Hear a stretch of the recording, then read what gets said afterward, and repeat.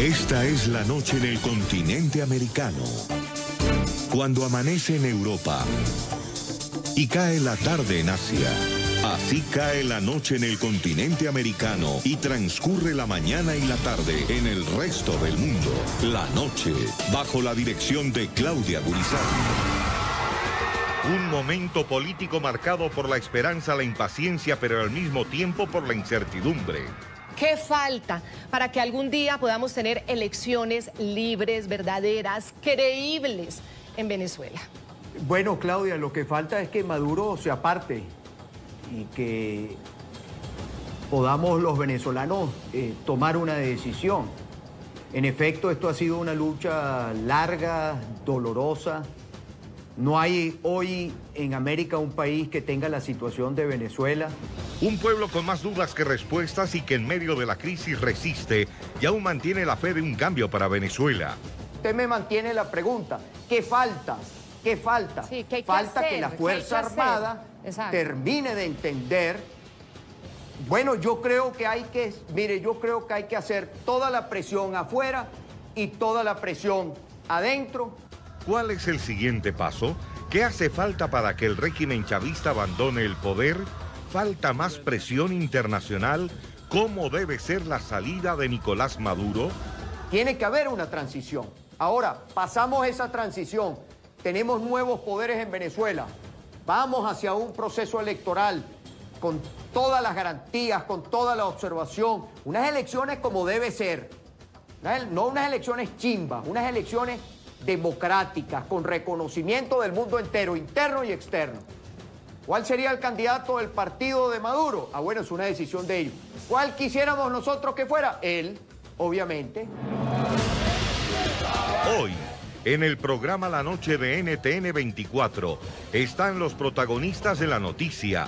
El embajador ante los Estados Unidos del gobierno interino de Venezuela, Carlos Vecchio, habla de la importancia y de los resultados de la presión internacional contra la tiranía de Nicolás Maduro y explica por qué es importante que instancias internacionales como la Organización de las Naciones Unidas asuman una posición más activa frente a la crisis humanitaria que sufre Venezuela. El experto en geopolítica internacional Omar Bula Escobar hace un agudo diagnóstico de lo que representa para la supervivencia del régimen chavista el apoyo de potencias como Rusia y China y analiza las declaraciones que entregó el ex candidato presidencial y líder antichavista Enrique Capriles a nuestra directora Claudia Gurizati. Comienza la noche bajo la dirección de Claudia Gurizati. Buenas noches. La noche bajo la dirección de Claudia Gurizati enciende las luces para que usted siempre vea el punto clave de la noticia. Soy Jefferson Beltrán. Bienvenidos. La noticia. Venezuela es hoy una mezcla de esperanza, de impaciencia, de fe, pero al mismo tiempo de incertidumbre.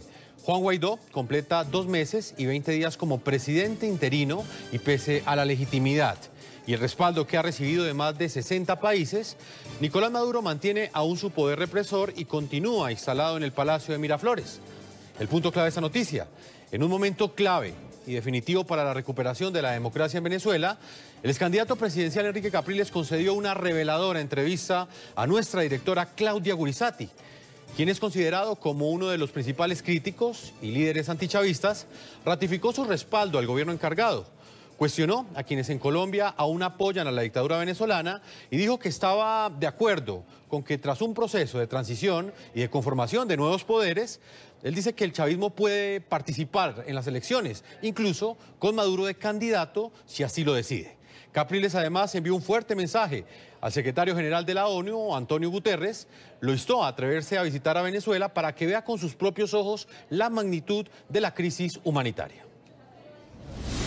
¿Qué falta? Es la primera pregunta que le queremos hacer. ¿Qué falta para que algún día podamos tener elecciones libres, verdaderas, creíbles en Venezuela? Bueno, Claudia, lo que falta es que Maduro se aparte y que podamos los venezolanos tomar una decisión. En efecto, esto ha sido una lucha larga, dolorosa. No hay hoy en América un país que tenga la situación de Venezuela. usted me mantiene la pregunta, ¿qué falta? ¿Qué falta? Sí, ¿qué hay que falta hacer? que la ¿Qué hay Fuerza que hacer? Armada Exacto. termine de entender. Bueno, yo creo que hay que, mire, yo creo que hay que hacer toda la presión afuera y toda la presión adentro. Aquellos que, repito, algunas voces allá en Colombia que por lo visto siguen defendiendo el régimen madurista, yo los invitaría a que ganaran lo que gana un trabajador venezolano. La gran mayoría de los trabajadores venezolanos ganan $5 al mes. Pero yo me permito decirle, el señor Petro en Colombia, que defiende el régimen madurista, creo, bueno, que él me explique a mí cómo funcionan las cosas en Venezuela y si él está de acuerdo en que las cosas funcionen así. Yo he vivido esta película completa, completica. Desde el primer día siempre me he opuesto a este régimen, a esta estafa histórica. Dios quiera que Colombia nunca caiga en un régimen como este, que Colombia nunca se equivoque. Yo apoyo al presidente encargado Juan Guaidó y no tengo, digamos, mi rol es apoyarlo, respaldarlo y que tenga éxito su agenda porque va a ser el éxito de Venezuela. Que la institucionalidad en el país, secuestrada por Maduro, salga de ese secuestro, le apueste a Venezuela, defienda la Constitución y que nosotros podamos tener lo que el mundo entero está pidiendo, que son una decisión libre, democrática, transparente por parte del pueblo venezolano. ¿Cómo se imagina usted esa salida? Pues porque lo que el pueblo venezolano necesita es que se vaya Maduro. Unos quieren que pague, que va ante la justicia, la Corte Penal Internacional. Otros quieren que esté ante tribunales nacionales. Otros quieren que se vaya exiliado y se pierda del mapa. Y otros abren la posibilidad, como usted, de que también vaya a la contienda electoral. ¿Cómo se imagina usted esa salida que pueda ser digna y honrosa y si está de acuerdo con una salida digna y honrosa a este dictador Maduro? Tiene que haber una transición. Ahora, pasamos esa transición. Tenemos nuevos poderes en Venezuela. Vamos hacia un proceso electoral con todas las garantías, con toda la observación. Unas elecciones como debe ser. No unas elecciones chimbas, unas elecciones democráticas, con reconocimiento del mundo entero, interno y externo. ¿Cuál sería el candidato del partido de Maduro? Ah, bueno, es una decisión de ellos. ¿Cuál quisiéramos nosotros que fuera? Él, obviamente. ¿Cómo están viendo ustedes esa actuación ya de la ONU, a pesar de las críticas que ha sufrido Guterres por no haber tenido pues una postura mucho más radical y fuerte? ¿Cómo están viendo este paso? ¿Y en qué cambiaría esa declaración de emergencia humanitaria compleja, como se llama técnicamente? La expresidenta Bachelet dice que va a venir a Venezuela. Oye, ¿y por qué el secretario general de las Naciones Unidas no viene a Venezuela también? Con la alta comisionada. Atrévase a venir a Venezuela. A ver con sus propios ojos. Que aquí lo llevamos a un hospital. Esas fueron las declaraciones, o por lo menos los principales apartes de esta reveladora entrevista del líder antichavista Enrique Capriles con nuestra directora Claudia Gurizati. Yo los invito a que participen en ese programa La Noche a través de las cuentas de Twitter, opinando con el hashtag numeral La Noche Crisis Venezuela. Esa es, más adelante estaremos leyendo sus opiniones. Hoy me está acompañando acá en el set del programa La Noche, está Omar Bula Escobar, experto en geopolítica internacional. Con él estaremos analizando cada uno de los apartes de esta entrevista que nos concedió Enrique Capriles. Señor Bula, bienvenido a La Noche. Muchísimas gracias, Jefferson. Muy alegre de estar aquí otra vez con ustedes. El gusto es nuestro. Lo primero que le quiero preguntar es, para usted, ¿qué representa un líder como Enrique Capriles en este momento en el que Venezuela está dando quizás la batalla más fuerte por la democracia de los últimos tiempos? Juan Guaidó ya completa 2 meses y 20 días como presidente interino de Venezuela y ha logrado mantener la unidad de la oposición, pero surgen voces como las de Enrique Capriles. ¿Qué papel cree usted que juega él en ese momento?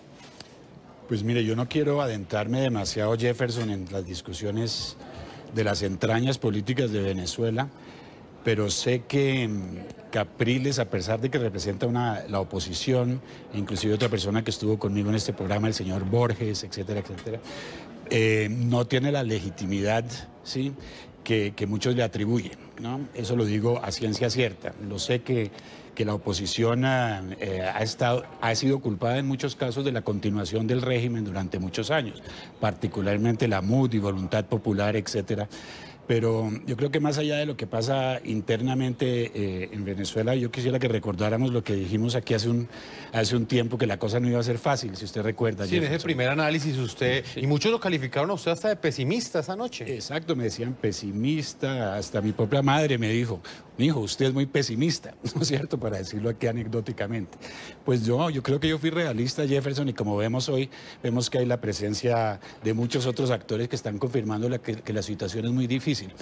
Yo creo que más allá de lo que Capriles pueda representar como elemento de oposición, me parece que el análisis que el señor Capriles hizo fue un poco local, poco parroquial, ¿no es cierto? Básicamente lo que él listó ahí básicamente fue en cosas que ya sabíamos, que Venezuela está desinstitucionalizada, que Venezuela sufre mucho, que la solución es que salga Maduro, que la solución es que los militares... No hemos oído nada nuevo del señor Capriles, sinceramente. Yo escuché con detenimiento y no hubo ningún aporte nuevo, ¿verdad?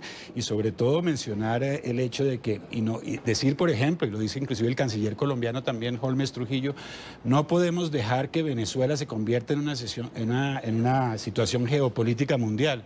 Es que Venezuela ya es una situación geopolítica mundial. Es más, ya lo es desde hace más de una década. La entrada de Irán a Venezuela viene desde la época de Hugo Chávez. Las grandes compras de armas, ¿sí?, que hicieron a Rusia, $5.000 millones la década pasada, las hizo Hugo Chávez. La apertura a la FARC, a ELN, fue todo durante el gobierno chavista. Desde ahí Venezuela es un problema geopolítico mundial y no es hoy que destaparon de pronto y que se dan cuenta. Es un poco tardío reaccionar para decir que así lo es. O sea que me parece que faltó profundidad en el Señor Bula, pero dentro de lo que afirmó Enrique Capriles en esta entrevista, una de las preguntas de los interrogantes que le planteó nuestra directora Claudia Gurizati tuvo que ver con esa incertidumbre que también existe al interior del país bolivariano sobre la forma como esperan que salga Nicolás Maduro del poder. Hay unos sectores que quieren que vaya directamente a la cárcel, que sea juzgado por la Justicia Nacional, otros pidan que sea procesado ante la Corte Penal Internacional, y hay otras voces que dicen que él debe tener una salida honrosa y que inclusive podría llegar a participar de elecciones tal y como lo acepta Enrique Capriles en esta entrevista. ¿Usted qué opina de la respuesta de Enrique Capriles? Él dice que le gustaría enfrentar a Nicolás Maduro siempre y cuando esas elecciones se den con unas instituciones completamente independientes y cuando ya Venezuela haya pasado a la democracia.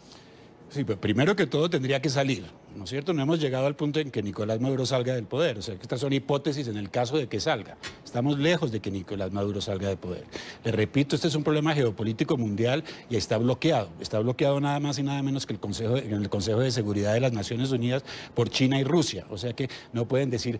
No dejemos que esto se convierta, ya es un problema geopolítico mundial, definitivamente. Ahora, sí me chocó un poco el hecho de que inclusive el señor Capriles mencionó que antes del 2013 las cosas no eran así. Hay un esfuerzo muy grande por legitimar el chavismo y recuperar lo que pasó con el chavismo durante muchos años. Yo me muero de la pena. Mi punto de vista es que Chávez fue el que puso a Venezuela en el estado que está. Fue el chavismo, repito, el que trajo a los iraníes, el que trajo a Hezbollah, el que le abrió las puertas a la droga, el que dio los préstamos a los rusos, el que se dio gran parte del arco minero a los chinos. Maduro lo que hizo fue darle el golpe de gracia a Venezuela. Pero ¿cómo así? Entonces, el chavismo, que es el culpable de la situación, ¿no es cierto? Ahora, por estas discusiones románticas de democracia, la democracia debe ser noble, pero no debe ser boba, ¿no es cierto? Y en este caso hay un caso claro, que el culpable, identificable, ¿no es cierto?, de la decadencia de Venezuela comenzó con Chávez y no en el 2013, comenzó muchísimo antes.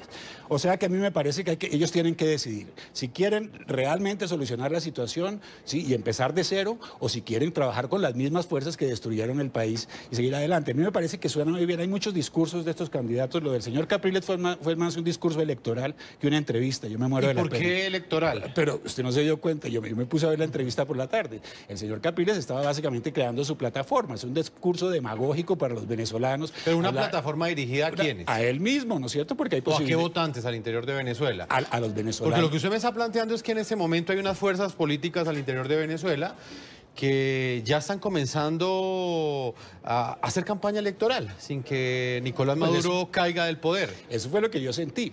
Eso fue lo que yo sentí. El señor Capriles hizo un discurso bastante demagógico en el que no hizo más que repetir las cosas que todos sabíamos, y cuando le preguntan cuándo es la solución, dice la salida de Maduro. Pues obviamente no se destruyó el agua. Todo el mundo quiere saber. Ojalá que el análisis hubiera llegado a decir, señor Capriles, si él tiene realmente algún tipo de aspiración presidencial, que trate con el juego geopolítico mundial. ¿Qué pasa qué falta para que Maduro caiga? Falta mucho más que los generales se den la vuelta. Falta que los rusos decidan salir de ese lugar y sacar sus inversiones. Falta que los chinos también se echen para atrás. Falta que Irán, ¿no es cierto? Que Irán, que es el que más le preocupa a los Estados Unidos, también dé un paso para atrás. Entonces, el discurso fue bastante local, bastante parroquial, bastante electoral. A mí me parece que no contribuyó nada, aparte de describir a la gente de manera bastante pintoresca, ¿sí? Lo que está sufriendo el venezolano. Eso lo sabemos todos, y sabemos que la necesidad es que salga Maduro del poder. Otro de los puntos dentro de esta entrevista tuvo que ver con lo que ha sucedido en la Organización de Naciones Unidas y el papel que ha jugado este organismo multilateral, específicamente el secretario general de la ONU, Antonio Guterres, quien en los últimos días pues manifestó que son cerca de 7 millones de venezolanos los que en este momento necesitan ayuda humanitaria. Muchos han asegurado que ha sido bastante tibia la posición de la Organización de Naciones Unidas. ¿Usted qué opinión tiene frente a lo que ha sucedido en ese escenario internacional? Hay que entender a la ONU. La gente tiene una tendencia a criticar a la ONU conociéndola muy poco y cómo funciona.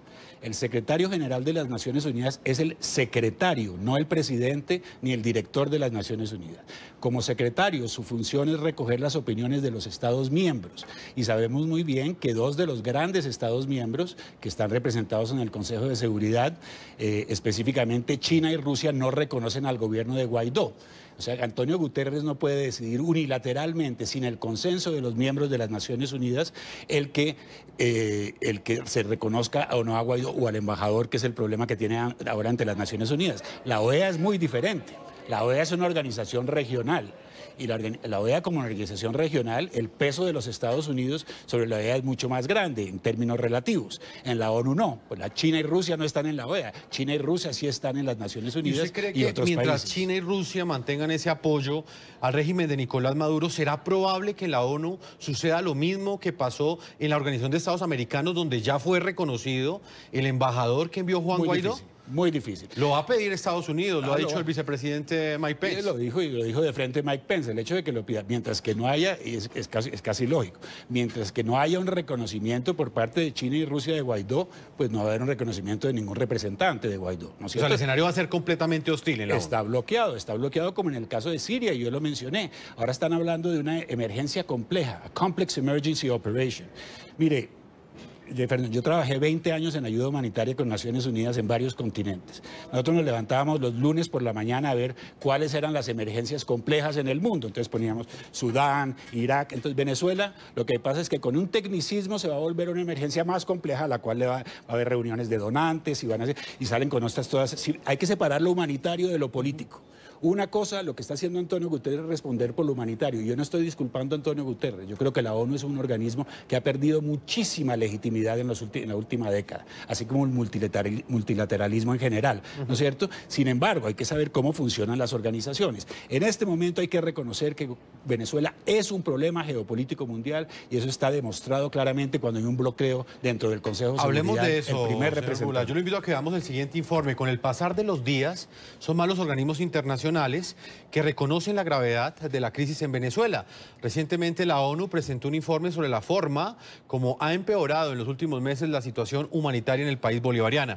El presidente interino Juan Guaidó celebró el reconocimiento, aunque invitó a reflexionar por la tardanza en sus acciones para atender la emergencia que vive Venezuela. Veamos. Han impulsado una coalición internacional encabezada por el gobierno imperialista de los Estados Unidos para cometer la grave locura de agredir militarmente a Venezuela bajo la falsa excusa de una crisis humanitaria inexistente.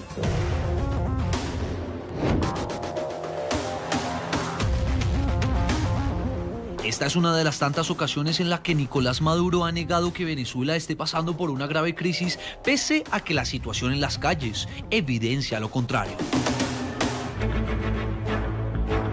Lo ha repetido una y otra vez, incluso evitando a toda costa que al país entraran camiones cargados de medicinas y alimentos que tanto necesitan los venezolanos. Pero lo que afirma ante las cámaras no es lo mismo que hace con menos público. Recientemente la Cruz Roja confirmó que llegó a un acuerdo con Maduro para entregar ayuda humanitaria en Venezuela. El presupuesto de la organización para la asistencia es de 24 millones de dólares. Entre otras cosas, proveerá agua, alimentos e insumos en 28 hospitales. A juzgar por este acuerdo, desde el chavismo saben que la crisis es insostenible, y más cuando ya pasó de ser un tema nacional a un tema de primer orden mundial. Dos informes así lo evidencian. El primero presentado por Human Rights Watch y la Universidad Johns Hopkins, en el que le piden al secretario general de la ONU, Antonio Guterres, declarar a Venezuela en emergencia humanitaria compleja. En ese informe hacemos unas propuestas concretas a Naciones Unidas. Yo creo que Naciones Unidas y especialmente el secretario general Guterres hasta ahora se ha lavado las manos en el caso de Venezuela. Y el segundo, presentado en el Consejo de Seguridad de la ONU por el secretario adjunto de Asuntos Humanitarios de este organismo, en el que se concluye que la salud en Venezuela está en cuidados intensivos y que las víctimas son, en su mayoría, niños. Nuestras organizaciones de asistencia informan que hay un aumento en los índices de desnutrición aguda mundial general entre los menores de 5. Se calcula que 1,9 millones necesitan asistencia nutricional, incluso 1,3 millones de menores de 5 años. Recientemente la ONU parece haberse convertido en el nuevo escenario para debatir sobre el futuro de Venezuela, y quienes impulsan una transición democrática así lo saben. En entrevista con Claudia Gurizati, directora del programa La Noche, el líder antichavista Enrique Capriles le envió un mensaje al secretario general de este organismo, Antonio Guterres. Secretario Guterres, no nos quedemos en el tuit, no nos quedemos en un debate de diplomático. Venga y vea, porque aquí hay muchos portugueses en solidaridad con sus propios compatriotas. Venga a Venezuela. Los venezolanos necesitamos ayuda, pero además de ayuda, necesitamos una solución. En la ONU, aún no es reconocido el embajador del régimen de Maduro e hizo presencia en la reciente reunión extraordinaria del Consejo de Seguridad, hecho que el vicepresidente de Estados Unidos, Mike Pence, también presente en el evento, rechazó. Con todo respeto, señor embajador, usted no debería estar aquí. Usted debería regresar a Venezuela y decirle a Nicolás Maduro que se le acabó el tiempo. Es tiempo de que él se vaya. Vamos directamente a la ciudad de Washington, en los Estados Unidos. En el programa La Noche siempre están los protagonistas de la noticia. Carlos Vecchio, embajador de Venezuela ante los Estados Unidos, designado por el presidente interino Juan Guaidó y reconocido esta semana oficialmente por el presidente Donald Trump. Muy buenas noches. Gracias, Jefferson. Un placer estar con ustedes. El gusto es nuestro. Señor Vecchio, ¿qué opinión tiene usted del pronunciamiento que ha hecho el secretario general de las Naciones Unidas, Antonio Guterres, quien ha reconocido que cerca de 7 millones de venezolanos necesitan ayuda humanitaria? ¿Qué representa este pronunciamiento? Bueno, esto es un reconocimiento, Jefferson, a lo que nosotros hemos venido denunciando, de la profunda crisis que vive el país, que es la peor que ha pasado en nuestra historia reciente, y un régimen que siempre se ha negado a reconocerla. Y este pronunciamiento viene a ratificar nuestra denuncia y la necesidad de que Venezuela sea atendida con una masiva ayuda humanitaria. Y lo lamentable de todo esto es que esto es una crisis generada por el sistema implementado por Nicolás Maduro, que es un país que no está ni en guerra ni ha estado sometido a un desastre natural y tiene que recibir una ayuda humanitaria de los niveles de los países que están en guerra, como Siria, Yemen y otros. Así que esto es, digamos, lo que ha generado Nicolás Maduro, y por eso entender también que la única manera de resolver de raíz la profunda crisis que tiene nuestro país es cambiando el modelo, es poniéndole un fin a la dictadura de Nicolás Maduro y es restableciendo un sistema democrático en Venezuela. Embajador Vecchio, Human Rights Watch ha presentado un informe ante el Consejo de Seguridad de la ONU sobre la grave situación humanitaria que enfrenta Venezuela. Ha pedido al secretario general de la ONU, Antonio Guterres, que declare la emergencia humanitaria compleja. ¿Qué tan posible cree usted que en este momento los países de la ONU reconozcan esta tragedia y qué significaría eso en la práctica? Bueno, yo creo que al final del día la crisis es tan profunda que ya en Venezuela no estamos contando días, sino muertes. Estamos contando pues los hermanos venezolanos que fallecen por falta de comida o medicina y que el problema eléctrico la ha agravado. Y yo sí creo, y nosotros lo hemos así llevando a cabo en las distintas instancias internacionales, y ha sido una de las prioridades que ha establecido el presidente interino Juan Guaidó, de buscar toda la ayuda humanitaria necesaria para que entre a nuestro pueblo lo antes posible. Y creo que esto al final del día se traduce en una presión que hemos generado a lo largo de estos años para que sea así. Y nosotros vamos a seguir insistiendo. Y es importante pues que en la ONU comprendan la dimensión de esta tragedia y la necesidad de hacer un esfuerzo y sobre todo para que nada de esta ayuda sea manipulada políticamente y que no sirva para el control social del régimen, sino más bien una ayuda que le llegue verdaderamente a los venezolanos, pero que no se puede perder de vista, y esto lo vuelvo a insistir, en que la solución de la crisis de Venezuela pasa por la salida de la dictadura. Señor Vecchio, está con nosotros Omar Bula Escobar, analista y experto en geopolítica internacional. Señor Bula, le quiero hacer esa misma pregunta. Usted que es experto y trabajó al interior de la ONU en temas relacionados con ayuda humanitaria, ¿qué representaría en la práctica que la ONU reconociera esta tragedia humanitaria compleja, tal y como lo pide Human Rights Watch? Sí. Complex Humanitarian Emergencies, CHE, es el término que utiliza las Naciones Unidas para este tipo de emergencias, que hace que no sea simple sino compleja, que hay inestabilidad política, pobreza, toda una serie de factores, además sociales, y falta de control de las autoridades sobre la situación para que se determine como compleja. Es un término técnico. Este término técnico lo que hace es básicamente subir el perfil de la emergencia de Venezuela dentro del ámbito de la respuesta de emergencia de las Naciones Unidas a, como lo mencionó el señor Vecchio, a los perfiles parecidos a otra emergencia compleja que es la de Siria, porque también es una emergencia multifactorial.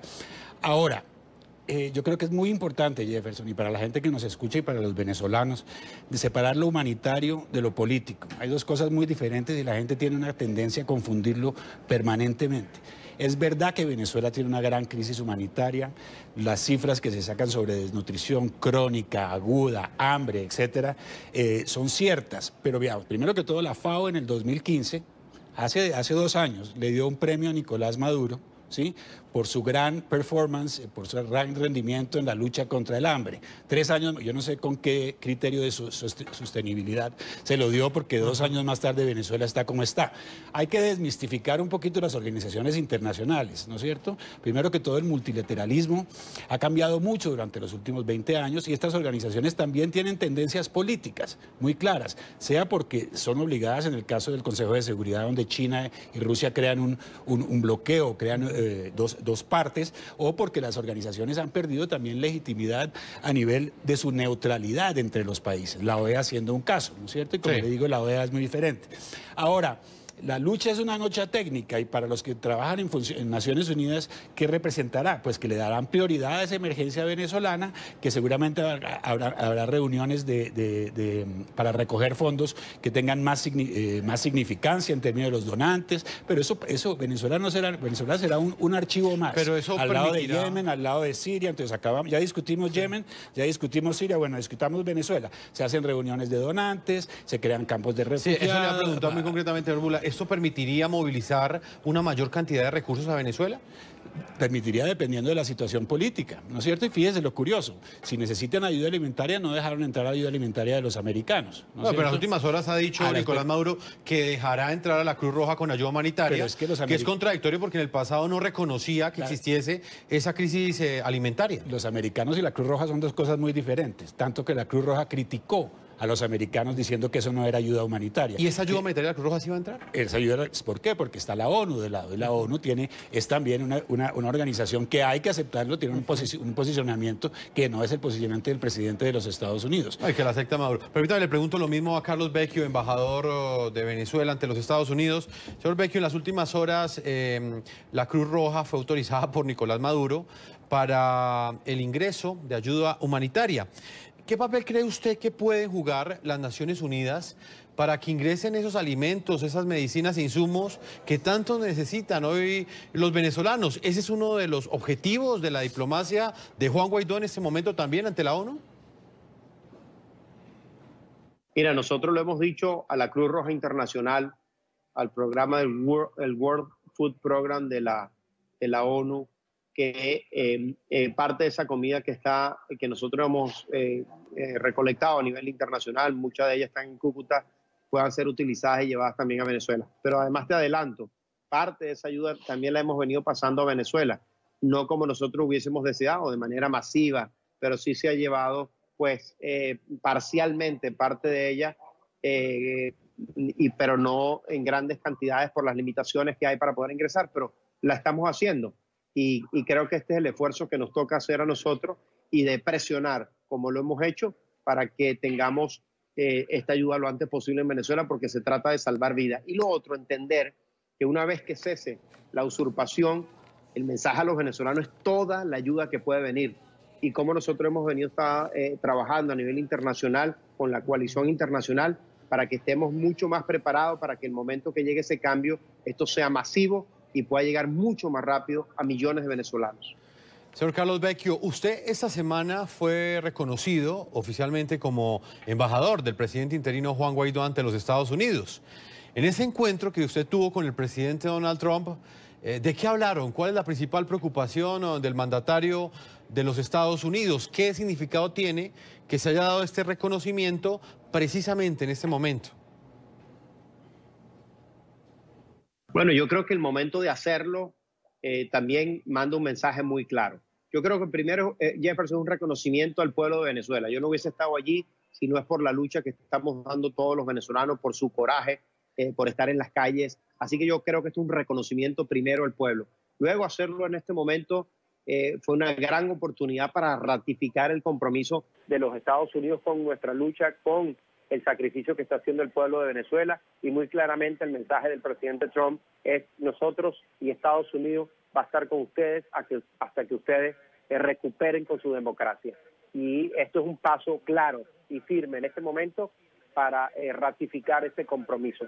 Así que yo creo que si algo quedó claro es cómo Estados Unidos, y no solo el presidente Trump, sino incluso el Partido Demócrata, porque también tuve la oportunidad de hablar con la Speaker of the House, como se llama acá, del Congreso del Partido Demócrata, ratificó su mismo compromiso. Así que la causa venezolana ha sido una causa que ha unido aquí, que es bipartidista, y creo que eso manda un mensaje a los aliados y a toda digamos, a todo el territorio de Venezuela, de que aquí hay una nación que está unida con otro grupo de naciones para apoyar el cambio político en Venezuela. Este fin de semana, el secretario de Estado de los Estados Unidos, Mike Pompeo, estará en la frontera entre Colombia y Venezuela. Señor embajador, me gustaría que usted le explicara a nuestros televidentes qué significa esta visita y cuál será la agenda, cuáles serán las reuniones que sostendrá el secretario de Estado de los Estados Unidos en Colombia, en ese punto fronterizo con Venezuela. Bueno, como tú muy bien sabes, Jefferson, esta es una frontera que mueve casi 50,000 venezolanos que día a día van a Colombia y regresan y quedan cerca de 5,000 en el país de Colombia. Es una frontera donde se vive el sufrimiento y el drama de los venezolanos, de la profunda crisis que tenemos. Y el hecho de que el secretario general Pompeo vaya es un reconocimiento pues, a la crisis que está, la importancia de la crisis, la necesidad de resolverla, y sobre todo de que él pueda de primera mano escuchar las historias y los testimonios de los venezolanos que están sufriendo. Y esto va a permitir un mayor compromiso y solidaridad con nuestro pueblo, y además marca la importancia del significado que tiene la crisis venezolana, donde pues es asumida directamente en este caso por un funcionario de alto nivel, y que va a permitir ratificar el compromiso de solidaridad que tienen los Estados Unidos con Venezuela. Y creo que también es importante resaltar que Colombia pues se convierte también en un aliado fundamental para el restablecimiento de la democracia en Venezuela, y sobre todo por la solidaridad que ha expresado con nuestro pueblo y porque ha sido impactado pues directamente con la crisis. Así que yo creo que un momento donde los Estados Unidos junto con Colombia reconocen el drama de la crisis, lo viven directamente, y le va a reafirmar su compromiso de buscar una salida a la crisis de Venezuela lo antes posible. Señor Marbula, hablemos de la posición de Estados Unidos en este momento y del papel que ha venido jugando desde el pasado 23 de enero, que fue el día en el que fue proclamado como presidente interino de Venezuela Juan Guaidó. Ese fin de semana estará Mike Pompeo, el máximo representante de la diplomacia estadounidense, estará en la frontera entre Colombia y Venezuela. ¿Para usted qué representa esta visita y qué piensa del papel que está jugando Estados Unidos en este momento? Pues mire, realmente, Jefferson, yo creo que la voluntad política de Estados Unidos para solucionar este problema vino desde el día 1 del gobierno del presidente Trump. Trump desde el principio dijo que había 3 prioridades, que eran Corea del Norte, Irán y Venezuela, en ese orden. O sea que la voluntad política de los americanos está ahí sin duda. Como le digo, este es un conflicto que ya es global desde hace mucho tiempo, pero desde enero como que abrieron los ojos y se dieron cuenta de que había muchos más actores metidos en el asunto. Ahora, yo creo que Estados Unidos, y es una opinión muy personal, de alguna manera no ha sido suficientemente cauteloso en la selección de sus representantes en las democracias de nuestros países. Yo creo que Estados Unidos no reconoce el terreno que perdió durante las últimas 2 décadas en esta región. Muchísimo terreno. Fueron 10 años en que el Foro de Sao Paulo, en un momento dado teníamos a Brasil, Argentina, Venezuela, Bolivia, Ecuador, todos hacían parte de un movimiento que se llamaba el socialismo del siglo XXI, y ganaron muchísimo terreno, incluido el otro factor que no se menciona acá, que no menciona el señor Vecchio, no menciona el señor Capriles, la droga. ¿No es cierto? Ojalá que el señor Sec Pompeo, y hay unas reacciones recientemente de Donald Trump en relación al presidente Iván Duque, que tiene que ver con la droga, no la droga de Colombia, no solo, la droga que alimenta el régimen venezolano, porque nadie parece mencionarla, ¿no es cierto? Mientras que está ahí presente y es la que está alimentando tanto los problemas que hay en este país como en el país vecino, con muchos países de la región.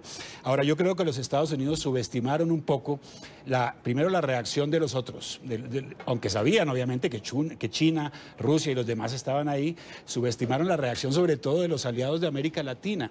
Yo creo que Estados Unidos esperaban que el Grupo de Lima tuviera una reacción un poco más fuerte y que se diera cuenta ante la gravedad que describe el señor Vecchio, Capriles. Esto lo describen como si fuera el fin del mundo, pero la solución sigue siendo sacar a Maduro, sacar a Maduro, sacar a Maduro. Por favor, ¿no es cierto? Yo afortunadamente no soy político, ¿no es cierto? Y no tengo que decir y describirle al mundo que Venezuela está sufriendo. Lo que no hay es soluciones, ¿no es cierto? Obviamente la solución es que caiga el régimen, pues eso se sabe desde hace mucho tiempo. ¿Qué hay que hacer? ¿Cuál es el modus operandi? ¿Qué pasos hay que dar para que caiga ese régimen? Primero que todo, reconocer que esto no está solo en las manos de los partidos locales, que esto es un problema transnacional y que está a niveles muchísimos más altos. ¿Qué es lo que usted nos ha planteado? La presencia de Rusia y China y la influencia y el papel que juegan para la sobrevivencia del régimen chavista. Señor Bula, señor Vecchio, vamos a marcar una primera pausa a comerciales y continuaremos conversando sobre lo que han sido estas acciones que lleva a cabo Juan Guaidó, el presidente interino de Venezuela, para lograr su reconocimiento ante la Organización de Naciones Unidas. Eso será...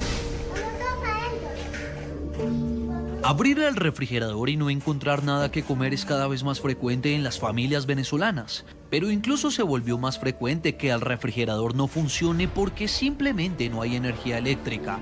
Ya son 5 apagones en un mes.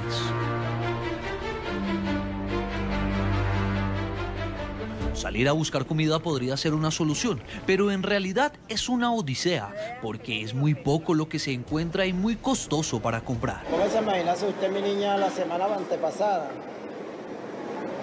Hubo un día que eran las 8 de la noche y mis niños me estaban pidiendo el almuerzo y la cena, yo no tenía que darles. Sin embargo, enfermarse es más grave, porque no hay medicinas, y si la dolencia es compleja, ser atendido por un doctor es una lotería. Los hospitales están abarrotados de pacientes porque simplemente no hay luz para atenderlos. Desde marzo, cerca de 32 personas han muerto esperando tratamiento médico. Murió porque no había asistencia en el hospital, porque no tenía un medicamento. Por eso murió la mujer de mi vida, por eso murió la madre de mi hija, ¿me entiendes?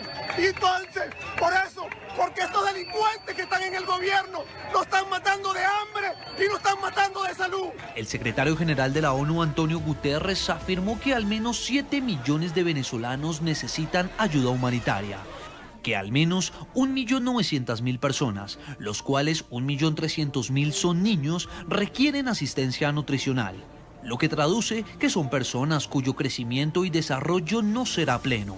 Y bueno, papi, esto es una recaída. Y él lo que me dijo fue que no se quería morir. Que tenga una vida, porque mi hijo no tiene calidad de vida. Ya no sé ni cómo decirle, no puedes estar parado allá afuera.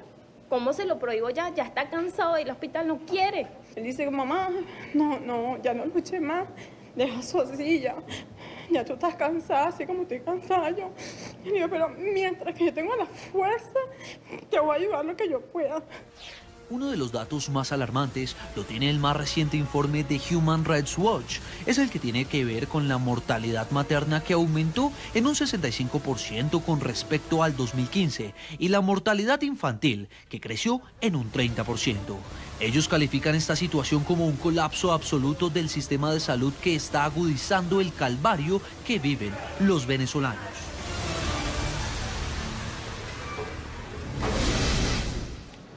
Volvemos a la ciudad de Washington, en los Estados Unidos. Está Carlos Vecchio, embajador de Venezuela ante el gobierno del presidente Donald Trump.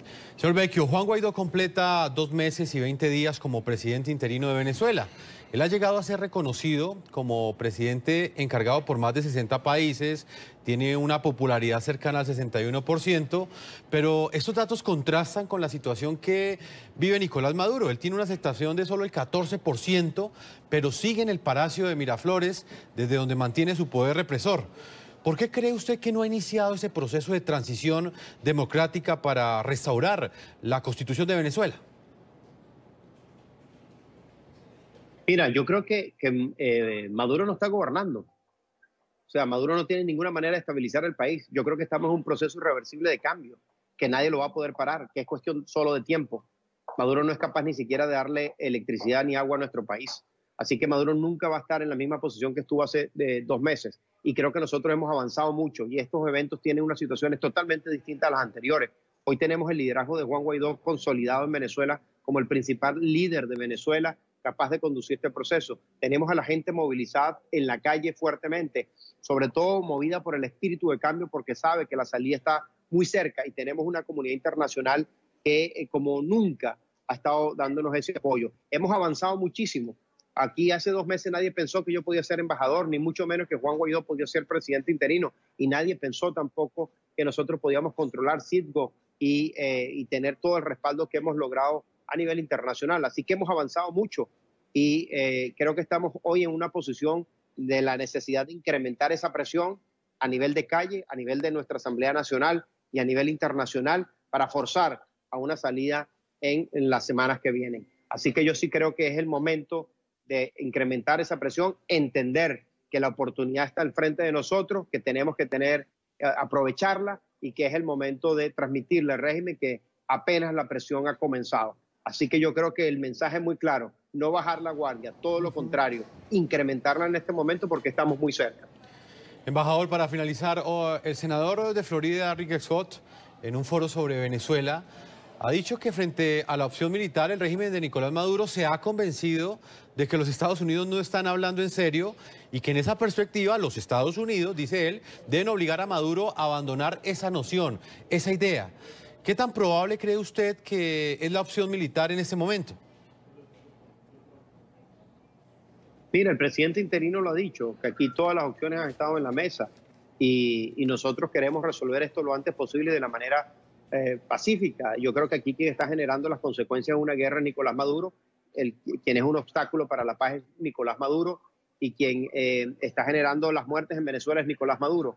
Así que nosotros indudablemente, pues que como lo ha dicho el presidente interino, nosotros queremos forzar y facilitar este proceso de cambio lo antes posible y que esta situación nadie sabe cómo pudiera evolucionar y que por lo tanto hay que tener todos los elementos en la mano y todas las opciones en la mano para proteger la vida de los venezolanos. Y uno de los temas que yo he traído en el plano internacional es que la crisis eléctrica está generando una situación muy delicada a nivel social que pudiera generar una epidemia en Venezuela por la falta de agua que produce y la falta de electricidad y que pudiera generar una situación de caos social muy delicada y que esto nos tiene que llevar a nosotros a estar preparados porque incluso pudiera tener a millones de venezolanos en semanas en la frontera con Colombia que pudiera generar inestabilidad no solo en nuestro país, sino incluso en Colombia y que por lo tanto las naciones tienen que estar preparadas para ese escenario y para proteger a los venezolanos y por un régimen que simplemente está aniquilándolo literalmente. Señor Carlos Vecchio, embajador de Venezuela ante los Estados Unidos, designado por el presidente interino Juan Guaidó y reconocido oficialmente esta semana por el presidente Donald Trump. Muchas gracias por habernos acompañado. Gracias, muy amable. Continuamos con usted, señor Omar Bula, escritor y analista de geopolítica internacional. Este Twitter tiene muchas opiniones. En ese momento dicen que usted es un pesimista. Hay algunos que reconocen el realismo que usted tiene al analizar lo que está sucediendo en Venezuela. De manera muy concreta, porque me quedan pocos minutos, señor Bula. Entonces, ¿cuál cree usted que debe ser el siguiente paso? Eso está completamente bloqueado por China y Rusia y ante eso no hay nada que hacer.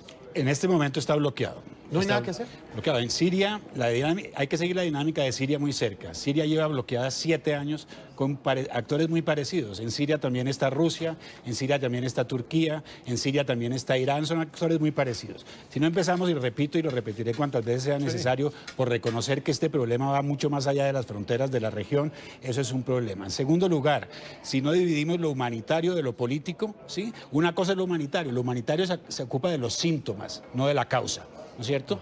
Lo humanitario y ocuparnos de los síntomas en países lo han hecho durante muchos años y estas emergencias se han prolongado para siempre. En lo político, que lo único que tienen para decir como argumento, por lo visto, es que caiga Maduro, no quieren afrontar las cosas reales. La droga que viene de Colombia, la influencia que tiene Rusia, la influencia que tiene China y la influencia de Irán en Venezuela. Ahora, para lo que tiene que ver con Estados Unidos, intervención militar, ¿no es cierto? Lo que dice el señor Vecchio de que los dos lados de los partidos de Estados Unidos están del mismo lado, no. Hay que evitar que Venezuela se vuelva un tema de la confrontación política de las próximas elecciones de Estados Unidos. Yo sé que el señor Vecchio ha estado visitando a la señora Pelosi, que es la presidenta de la Cámara de Representantes, enemiga jurada de Donald Trump, quien es el que respalda a Juan Guaidó. Vamos a tener que jugar esto bien, pero no se puede jugar de lado y lado. El hecho es que hace 2 meses Iván Duque dijo que esto se iba a acabar en cuestión de horas. Después hice un programa yo con el señor Borges que era cuestión de días. Llevamos 2 meses. Entonces, a mí me dicen pesimista o no, pues veamos lo que pasa. Avisé que Irán estaba aquí desde 2013, avisé que Rusia compraba armas, avisé que China estaba en la región. Ahora todos de pronto dicen, ¿qué hacen todas estas personas acá? Pues yo estoy avisando de nuevo que la cosa no es tan fácil y que yo quiero, y lo que más quiero para Venezuela es que salga de esto, porque estamos afectados nosotros como colombianos y toda la región. No se trata de pesimismo, se trata de ver las cosas con cabeza fría y bajar un poco las esperanzas que le están subiendo al pueblo de manera totalmente injusta. Muy concretamente, señor Bula, porque el tiempo se me agotó, mientras estos rusos, estos más de 100 efectivos militares rusos y aviones rusos estén en Venezuela, ¿es completamente improbable una intervención militar extranjera? No es siempre, eso depende. Yo creo que Estados Unidos está viendo ahora que Irán, en este vacío que ha habido de 2 meses con una reacción, han subido los antes, como se dice en inglés, antes. Irán parece que ya está obviamente trabajando. Ellos tienen una base de misiles en Paraguaná, ya hay información de misiles posicionados en Paraguaná. Hay una posibilidad, que es la que yo menciono, cuando yo escribí este libro, Jefferson, rápidamente se llamaba Irán, el ALBA y el terror nuclear. No me creían lo de Irán, no me creían lo del ALBA, ahora que me crean que hay una posibilidad de que haya un posicionamiento. Si hay un posicionamiento muy serio por parte de China, por parte de Rusia y por parte de Irán, ¿sí? Hay que ver cuál es la reacción de Estados Unidos. Estados Unidos no lo descarta de la mesa, pero ellos sí no lo descartan de la mesa. El señor Vecchio, el señor Borges, el señor Guaidó dicen no descartarlo, pero nunca lo promueven. ¿No es cierto? Omar Bula, como siempre es un gusto tenerlo aquí en el programa La Noche, un ángulo completamente distinto de análisis, por eso nos gusta también escucharlo. porque sus declaraciones generan mucha polémica también en esos televidentes. Muchas gracias por habernos acompañado. Muchísimas gracias, Jefferson. Muy amable por la invitación. Obviamente el tiempo se nos agotó a todos nuestros televidentes. Los invito a que continúen enviando sus comentarios a www.ntn24.com. Nos pueden escribir en Twitter en @ntn24, @segurizati, ntn24, @Jefferson, ntn24, @La Noche, ntn24. La noche continuará encendiendo las luces siempre para que usted vea el punto clave de la noticia. Muy buenas noches.